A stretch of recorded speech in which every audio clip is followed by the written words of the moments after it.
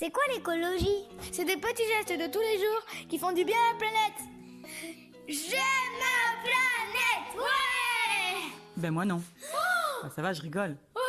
Bonjour à tous et à toutes, j'espère que vous allez bien. On se retrouve pour une nouvelle vidéo zéro déchet dans ma cuisine, dans laquelle je vais vous partager 5 nouvelles astuces pour vous permettre de pouvoir réduire vos déchets dans votre cuisine. Vous vous en doutez bien, il ne faut pas compter sur les politiques, sur les grandes entreprises pour nous permettre de réduire nos déchets, puisque elles sont dans le profit.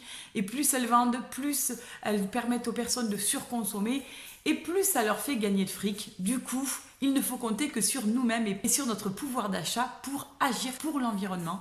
Et du coup, je vous propose 5 nouvelles petites astuces que je mets en place pour pouvoir réduire mes déchets dans ma cuisine. La première astuce, c'est évidemment de composter vos déchets organiques, vos déchets alimentaires, de façon à ce qu'ils ne soient pas jetés à la poubelle. À la fois, ils grossissent vos déchets et à la fois, ce sont des déchets qui peuvent être réutilisés ou valorisés. Par exemple, moi, j'habite à la campagne. Du coup, j'ai dans mon jardin un composteur que j'ai acheté, tout fait, il est en plastique. Mais c'est un composteur qui est hyper efficace. J'avais tenté d'en fabriquer un en bois, mais il ne maintenait pas un taux d'humidité suffisant pour pouvoir dégrader mes déchets. C'est pour cette raison que j'ai acheté un composteur et franchement, il transforme tous nos déchets alimentaires en engrais. C'est assez extraordinaire. Si vous habitez en appartement et que vous n'avez pas la possibilité d'avoir un composteur, vous pouvez évidemment acheter un lombric-composteur. Ils ont été créés, élaborés de façon à ne pas engendrer d'odeur dans les appartements et à pouvoir vous permettre de valoriser vos déchets. Et enfin, si vraiment vous n'avez la possibilité ni d'avoir un composteur ni d'avoir un lombric-composteur, il existe également dans certaines villes. Je vous invite à vous renseigner auprès de votre mairie. Donc il existe des composteurs collectifs, des lieux où on peut apporter ces déchets organiques et ils sont compostés. Et ensuite, il y a même, il me semble, la possibilité de repartir avec un petit peu de terreau. À vous d'aller chercher l'information. En tout cas ici, on a pris l'habitude de trier et de valoriser nos déchets organiques, soit lorsque j'épluche des légumes ou des fruits, je donne les épluchures à nos animaux de compagnie. Nous avons un lapin, nous avons des cochons d'Inde, donc nous avons eu également des poules. Donc les animaux mangent des épluchures de légumes, ça fait partie de leur alimentation. Et pour tous les autres restes, à part les viandes et les poissons, nous les mettons au composteur. Ce que je fais, c'est que je laisse sur mon plan de travail un saladier que je remplis au fur et à mesure de mes préparations. Et tous les jours, je vais le vider dans mon composteur. Ça nous permettra de pouvoir avoir une terre riche qui facilitera la pousse de notre petit potager. Le second geste zéro déchet que j'avais envie de vous proposer dans votre cuisine, c'est tout simplement d'acheter des serviettes en tissu. Je crois que c'est vieux comme le monde. Mes grands-parents avaient des serviettes en tissu. Moi-même, quand j'étais petite, j'avais des serviettes en tissu. Et aujourd'hui, force est de constater, lorsque je fais des petits sondages, que beaucoup de personnes utilisent des essuie-tout, du sopalin ou utilisent également des serviettes jetables. C'est dommage parce que ça génère des déchets. Il y a un usage qui est unique. Et avec des petites serviettes en tissu, c'est beaucoup plus simple.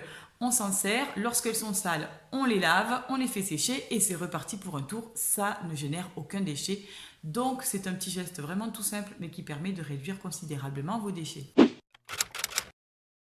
Ma troisième petite astuce zéro déchet dans ma cuisine, c'est de pouvoir opter pour une cafetière à piston, une cafetière à l'italienne par exemple comme celle-ci, où on va à la fois mettre le café et l'eau bouillante et ce filtre-là, on va le presser tout doucement et il va emmener le marc de café au fond, le laissant prisonnier et nous permettant de boire un café sans marc, ce qui est quand même mieux. Ou alors vous avez d'autres solutions comme par exemple ce type de petite cafetière dans laquelle on peut mettre un filtre à café, un filtre compostable ou un filtre même lavable puisqu'il en existe en tissu exprès. Et ça vous permettra d'avoir un slow café parce que dans la vie quotidienne, on sait créer des besoins. On a tous des machines avec des dosettes en plastique, des dosettes en alu qui génèrent énormément de déchets.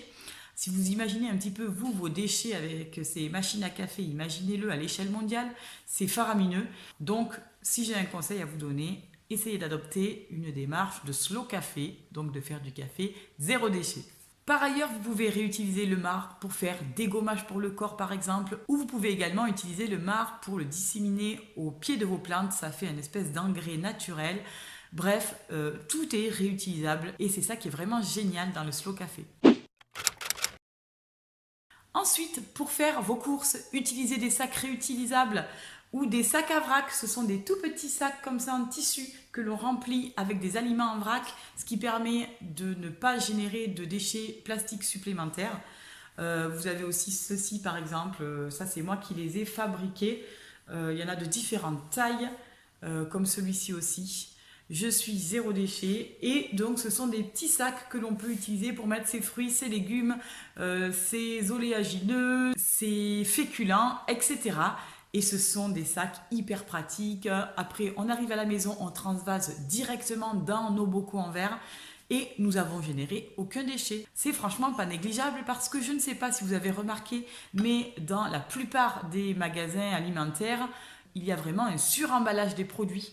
Vous avez par exemple les yaourts, les compotes qui sont emballés dans des petits pots individuels, qui sont eux-mêmes entourés d'un carton publicitaire. Donc c'est un gros volume de déchets pour au final pas grand-chose. N'hésitez pas à acheter en vrac, dans des sacs à vrac. C'est peut-être pas beaucoup plus économique, mais c'est surtout beaucoup plus écologique et la planète vous remerciera.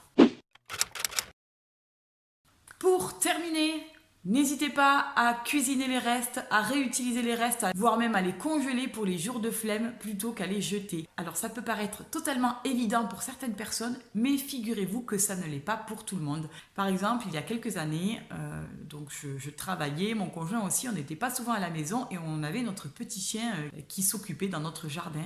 Et je voyais qu'il grossissait de jour en jour. Et je me disais, mais c'est pas possible, on lui donne toujours la même chose à manger. Je ne comprenais pas pourquoi il grossissait.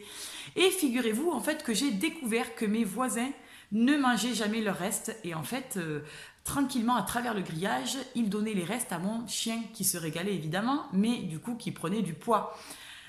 Donc si j'ai un conseil à vous donner, essayez de cuisiner vos restes par exemple avec des restes de petits pois, de petits légumes. On peut facilement faire des omelettes, des tortillas, on peut faire des gratins par exemple. Voilà, avec nos restes, on peut arriver à créer de nouveaux plats ou tout simplement on peut les congeler. Comme ça, lorsqu'on est fatigué, lorsqu'on rentre du boulot, qu'on n'a pas envie de cuisiner, on sort nos petits restes du congélateur, ni vu ni connu, je t'embrouille, et le tour est joué. Donc ça peut paraître anodin, mais cuisiner ses restes, c'est aussi réduire ses déchets. Voilà, j'espère que ces 5 nouvelles petites astuces vous auront plu. N'hésitez pas à m'en partager parce que je vais faire une vidéo autour de vos petits gestes zéro déchet supplémentaires, puisque vous êtes nombreuses et nombreux à me partager aussi de nouveaux petits gestes auxquels je n'avais pas forcément pensé. J'espère que cette vidéo vous aura plu et aura pu répondre à vos questions.